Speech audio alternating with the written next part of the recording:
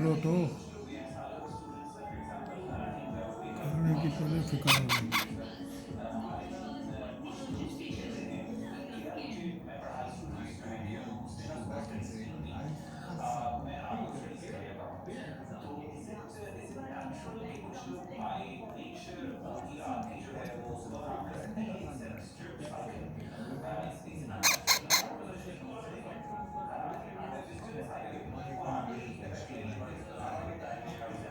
चलो बस।